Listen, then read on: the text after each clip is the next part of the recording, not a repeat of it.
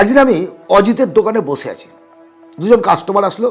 Customer এসে তার কাপড় নেবে আর কি, কাপড় পছন্দ করলো। অজিত দাম বললো 700 টাকা। তারা তখন বলছে 400 টাকায় হবে। অজিত বলল, কেমন কথা বলছেন দিদি, এটা সম্ভব? 700 টাকার মাল 400 টাকায়? ঠিক আছে, আপনি 100 টাকা কম দেবেন, আপনি 600 টাকা দেবেন। এর মানে দুজনের মধ্যে একটা বার্গেনিং চলছে। দুজনের মধ্যে বার্গেনিং যখন চলছে, আমি শুধুমাত্র দর্শকের মতো, শ্রোতার মতো শুনছি, দেখছি। অবশেষে কিন্তু ওই কাস্টমার দুটো ঘুরে গেল কাপড় না নিয়ে, তাদের দামে পোষায়নি। অজিত আমাকে জিজ্ঞেস করলো যে দাদা, এর রাস্তা কোথায়?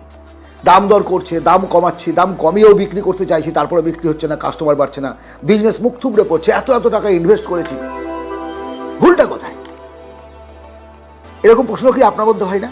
যারা বিজনেস করছেন, শুধুমাত্র কাপড় না, কাপড়, জুতো বা যে কোনো বার্গেনিং করে, দাম দর করে যারা বিক্রি করেন, তাদের মধ্যে কি এই প্রশ্নটা আসে না যে ন্যায্য লাভ তো করতে পারি না? হয়তো কোথাও 50 টাকা লাভ করলাম, কোথাও 100 টাকা, কোথাও 20 টাকা, কোথাও বা কেনা দামেও দিয়ে দিতে হচ্ছে, তারপরে বিজনেস গ্রোথ করতে পারছেন না। অ্যাকচুয়ালি প্রবলেমটা কোথায় জানেন? বার্গেনিংটাই, দরদামটাই। কখনো আজ থেকে দাম দর করে কোনো প্রোডাক্ট বিক্রি করবেন না, ফিক্সড রেট রাখুন, ফিক্সড রেট। এখন বলুন দাদা, ফিক্সড রেটে তো চলো না, মানুষ তো বার্গেনিং করে না।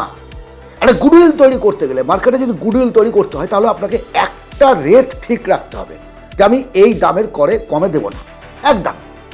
কাস্টমার জানবে যে এই দোকানে গেলে দাম দর কমাবে না, যেটা দাম আছে তাই নেবে। বিশেষ বিশেষ ক্ষেত্রে আপনি একটা পার্সেন্টেজ ছাড় দেন, বিভিন্ন উৎসবে, অনুষ্ঠানে, কখনো কোনো পরিচিত কাস্টমার আসলে ইত্যাদি ক্ষেত্রে। কারণ আপনি তো জানেন যে একটা প্রোডাক্ট বিক্রি করে কত টাকা লাভ করছেন, কেউ না জানলেও আপনি ভালোভাবে জানেন। সুতরাং আপনি ওনার ডিসকাউন্ট তাকে দিতেই পারেন, ভালোবাসার তাগিদে হোক, কাস্টমার টানার তাগিদে হোক। এতে কী হবে জানেন?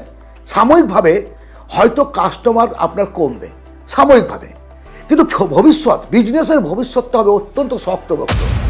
যে সমস্ত বড় বিজনেসগুলো আছে, আপনার এলাকায় বলুন, অন্যান্য এলাকায় বলুন, বিশেষ করে মারোয়ারি, জৈন, এদের যে বিজনেসগুলো, দেখবেন এক দামের দোকান, তারা দরদাম করে না। কিন্তু একজন কাস্টমার আসলে তাকে একটু টিফিন খাওয়ানো, তাকে একটু চা খাওয়ানো, তাকে একটুখানি আদর করা, আদর মানে গাল ধরে চুমো খাওয়ার কথা বলছি না আমি, ভালোভাবে ভালোবেসে কথা বলা, পরিবারের খবর নেওয়া।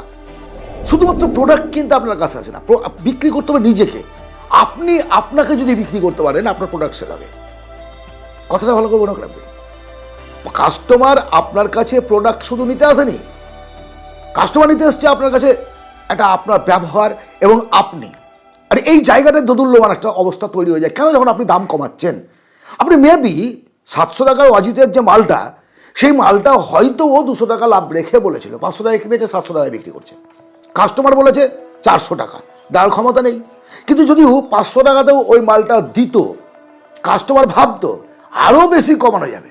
400 টাকাতে দিলেও ভাবতো যে আরও বেশি কমানো যাবে। দরদাম করতে গেলে এই প্রবলেমটা আসে, কিছুতেই কাস্টমার আপনাকে বিশ্বাস করবে না যে নিশ্চয়ই তাহলে আরও কম দামে কেনা ছিল, আরেকটু কম দাম বললে ভালো হতো। বিভিন্ন মার্কেটে আপনি দেখেছেন, ফুটপাতের দোকানগুলো দেখেছেন, দরদাম করে বিক্রি হয়। কারণটা কি? তারা হয়তো 4 গুণ 5 গুণ দাম বলে। কত কমাবি তুই? কমা না, ডবল দাম বললো, কমা না, কত কমাবি? কিন্তু সেই বিজনেসগুলো সেই ফুটপাতেই থাকে। যদি আপনি একটা ঝাঁচকচকে শোরুম করতে চান, যদি বিজনেসটাকে গ্রোথ করতে চান, আজ থেকে এক দামের দোকান তৈরি করুন।